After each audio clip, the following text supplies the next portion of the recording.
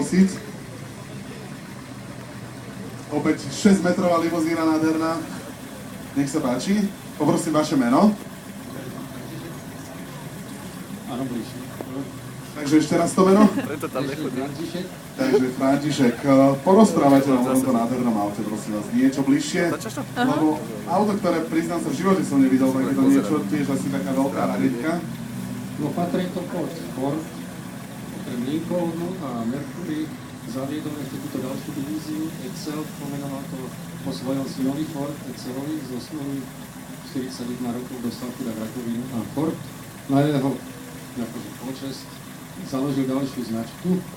No a nejak sa to neúspelo toto.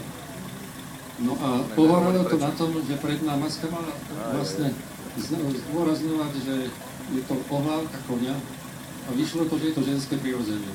Je tam veľké prsty aj malé písky, nech sa páči.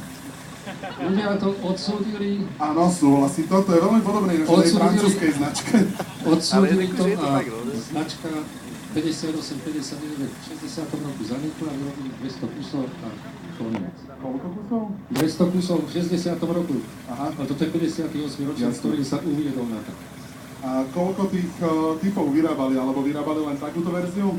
No bol tam aj, toto je Hartog dvojmenový typ Pacer, vyrábali potom ešte iné typy, no ale konkrétne z toho to bolo vyrobené 6139 kusov.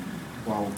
No a rarita je tu to, že to bolo radenie rýchlosti tlačítkom uprostred volantu. No tak radenie rýchlosti, lebo je tam volič. Je to automat TRND, si to napíšem. Jasné, to je presne to, čo som hovoril. Čiže keď sa budete potom obzerať, tak nazrite donútra a presne na volante uvidíte tlačítka, ktorými sa volia jednotlivé stupne, teda na jazdu vpred alebo na jazdu vzad. Ešte sa chcem opýtať, je nejak viac takýchto aut na Slovensku? Nie, čo si ja chodím 20 rokov po zrazoch, som videl jeden v Maďarsku, Rakúšan, vyšiel trhu, tak doma pod orechom streknuté také zo štetkou čierne nárazníky a tak. A ešte môžem uvieť, že v tých rokoch to malo navigačný systém. Prosím? No tak navigačný je tam kompas. No kto išiel treba na Floridu, aspoň sa ťahal na križovatkách na juh. No. Jasne.